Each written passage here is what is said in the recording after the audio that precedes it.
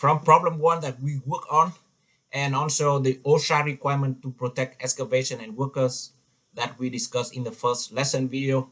And as you can see, we need to, if the excavation is more than or equal to 20 feet, we need the registered professional engineer to design for the excavation, including involve shoring, placing shield between workers and size of excavation. So in this video, I show you a few ways that people can use to do the shoring and the shield in here. So for the retaining wall and bracing design, when we do the deep excavation, and as you can see, the first we can do the seat pile. So we try the seat pile, normally the steel going down with the vibratory driver, and then we excavate, and of course we may have the option to do the anchor to the ground, so that, and this is the top view, look at from top front view, that's what we see here. And then we can have a bracing option if we need more support for the seat pile. And there are other method, soldier pipe with lacking, so it's lacking, and we put the soldier beam and the wooden lacks between the pile, as you can see there. And of course, any method we can use the option with the bracings. And then auger drill cast in place pile, so that we have that here, and it can be have the alternate H beam in that, and then can be also use the anchor. And then the soil mix goals, I will show you a case study at the end of the lesson video today, the last lesson videos today, how I apply that the project that I involved 10 years, more than 10 years ago, using the soil mix goal to protect the excavation. And then the last one is diaphragm slurry goal. So basically, yes, not only protect during construction, but it can become a permanent structure, become a goal for the new buildings. So let's look at how it works. For example, the diaphragm slurry walls in this case. The process in this case from 1 to 6, and you can see, so from right to left, not left to right, by the way. Look at from right to left. The first, of course, you have the drilling rig to drill the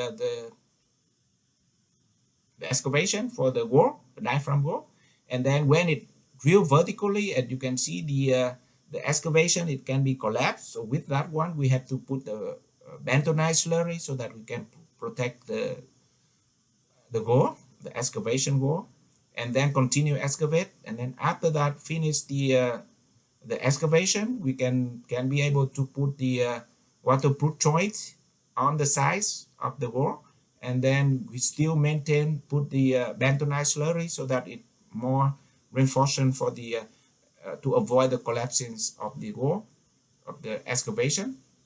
And after that, we can put the rebar cage into the excavation, and then we can place the concrete. And in this case, we place concrete under the water. So to do that, we need to put the concrete deep into the pipe of the concrete deep into the concrete, so not on in the water, so that the water reduce the water penetrate, get into the concrete, as you can see in the figure number 6 here.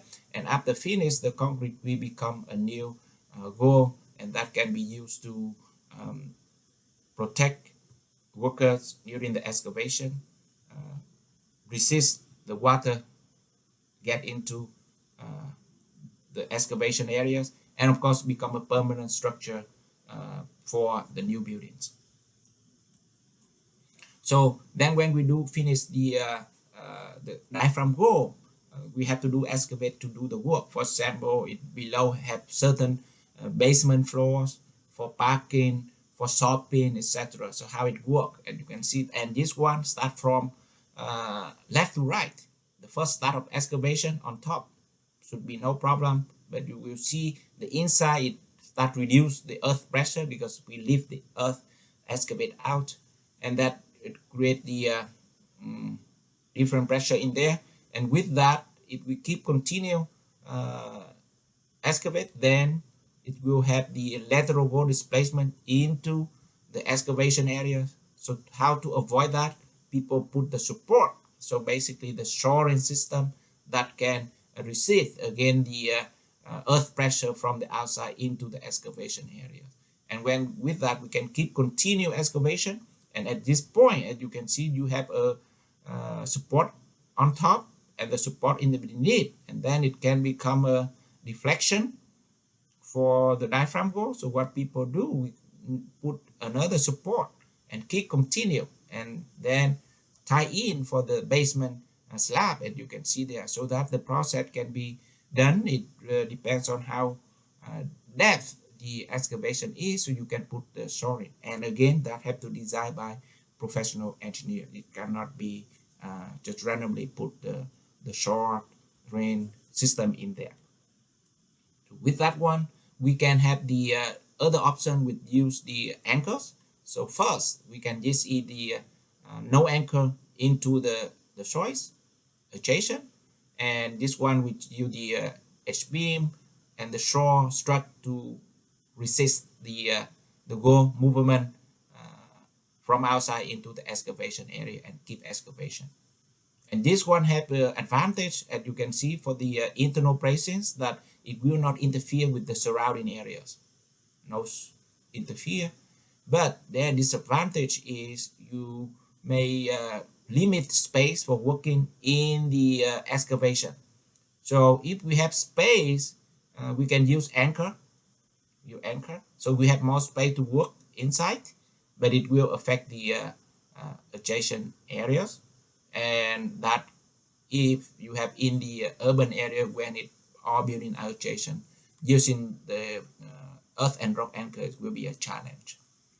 And then we can use the top-down construction. What does that mean? If we have high-rise building, we normally do a bottom-up. So start from foundation to basement and go up to the first floor, second floor, etc.